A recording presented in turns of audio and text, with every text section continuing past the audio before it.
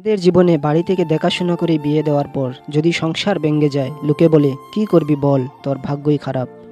নিজের পছন্দ মতো বিয়ে করার পর সংসার ভাঙলে লোকে বলে নিজে বেশি বুঝেছিলে, ঠিকই হয়েছে। তোর জীবনে আমার মতো হয়তো অনেকেই আছে, আমার জীবনে তোর মতো আর কেউ নেই।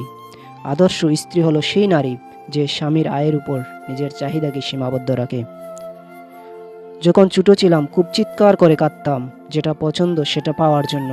আজ বড় হয়ে চুপি চুপি কাঁদি, যেটা পছন্দ সেটা ভুলার জন্য। কিছু মানুষ হঠাৎ করে আসে, আবার হঠাৎ করে হারিয়ে যায়। শুধু দিয়ে যায় ভুলতে না পারা কিছু সময়, কিছু কথা, কিছু স্মৃতি, এক জীবনের আর কিছু কষ্ট। তুমি যদি নিঃস্বার্থভাবে কাউকে ভালোবাসো, তবে একটা জিনিস অবশ্যই পাবে, সেটা হলো কষ্ট। ঠকে যাওয়া মানুষগুলো কখনো কাউকে ঠকায় না, কারণ তারা জানে ঠকার যন্ত্রণা কতটা কষ্টের। অধিকাংশ ছেলেরা তাদের ভবিষ্যতের কথা চিন্তা করে ভালোবাসাকে ছেড়ে দেয়। জীবনে একা থাকতে শেখার দরকার আছে, কারণ সবচেয়ে খারাপ মুহূর্তগুলো একাই কাটাতে হয়।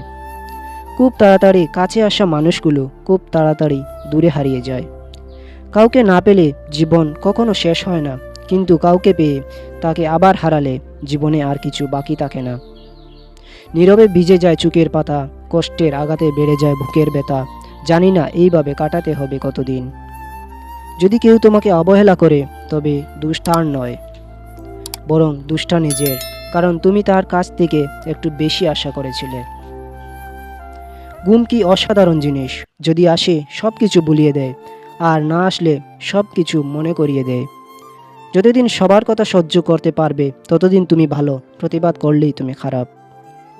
বয়স বাড়ছে, বন্ধু কমছে, দায়িত্ব বাড়ছে, আদর কমছে, চাপ বাড়ছে, সুখ কমছে, এটাই জীবন। আপনি যতই সুযোগ দিতে থাকবেন, মানুষ ততই আপনাকে ধোঁকা দিতে থাকবে। নিজের হতাশার জন্য অন্যকে দায়ী করো না, বরং নিজেকে দায়ী করো অন্যের থেকে অতিরিক্ত আশা করার জন্য।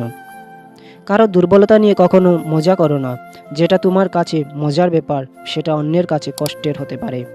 ঠাট্টার চলে যে তোমাকে মানুষের সামনে অপমান করে, তাকে বন্ধু বানিও না। আমাদের সমাজটা এরকমই, তাই নিজের মতো করে বাঁচো। সমাজ তোমার চোখের জলের ভাগ নেবে না কোনোদিনই।